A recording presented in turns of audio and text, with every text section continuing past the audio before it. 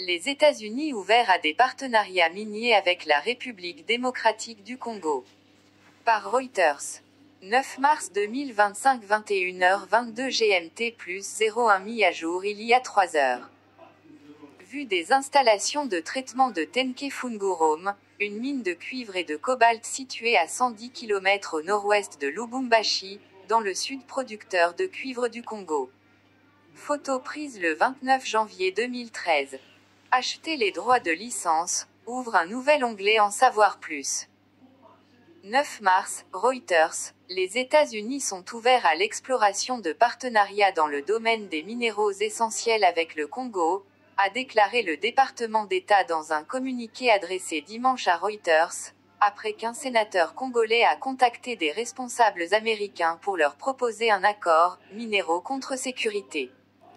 La République démocratique du Congo, riche en cobalt, lithium et uranium, entre autres minéraux, combat les rebelles du M23 soutenus par le Rwanda qui ont pris le contrôle de larges pans de son territoire cette année. Amos Bissimois, militant des droits de l'homme basé à Bukavu, a déclaré que les habitants se faisaient justice eux-mêmes en partie parce que la police de la ville n'est pas intervenue. Des rumeurs concernant un accord avec les États-Unis, qui sont également en pourparlers avec l'Ukraine au sujet d'un accord sur les minéraux, circulent à Kinshasa depuis des semaines. Les États-Unis sont ouverts à la discussion de partenariats dans ce secteur qui sont alignés sur l'agenda America First de l'administration Trump, a déclaré un porte-parole du département d'État, notant que le Congo détenait une part importante des minéraux critiques du monde nécessaires aux technologies avancées. Publicité faite défiler pour continuer. Signaler cette annonce.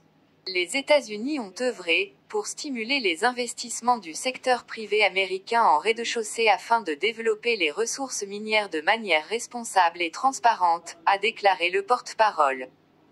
Kinshasa n'a pas détaillé publiquement sa proposition, affirmant plutôt qu'elle recherchait des partenariats diversifiés.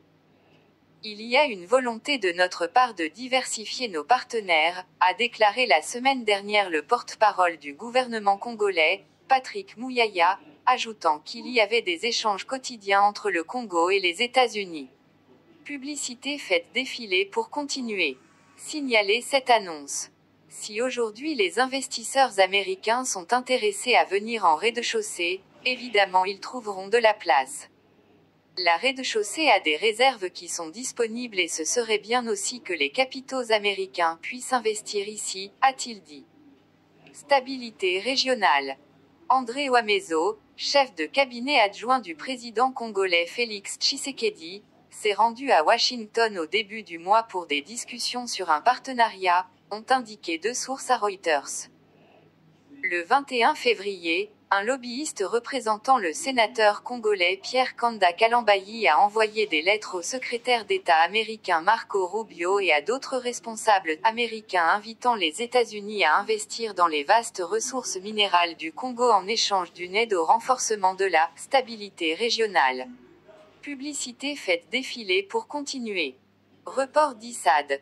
Cette initiative n'a pas été approuvée par le gouvernement congolais ni par la présidence, selon deux responsables congolais. Plusieurs initiatives sont toutefois en cours, bien qu'à un stade embryonnaire, ont indiqué à Reuters des sources au sein de la présidence congolaise, du ministère des Mines et de Washington. Une délégation congolaise devait rencontrer la Commission des Affaires étrangères de la Chambre des représentants le 6 mars, mais a annulé la réunion au dernier moment, selon deux sources. Je pense que c'est certainement quelque chose qui va piquer l'intérêt des gens à Washington, et je pense que cela a suscité de l'intérêt, a déclaré Jason Stearns, un expert du Congo à l'université Simon Fraser au Canada, notant que les chaînes d'approvisionnement en minéraux du Congo sont actuellement dominées par la Chine. Mais, a-t-il ajouté, les États-Unis n'ont pas d'entreprise publique comme la Chine, et aucune société minière privée américaine n'opère actuellement au Congo. Si les Congolais veulent que cela fonctionne, ce ne sera probablement pas en offrant une concession minière à une entreprise américaine. Ils devront chercher des moyens plus complexes pour engager les États-Unis, a-t-il ajouté.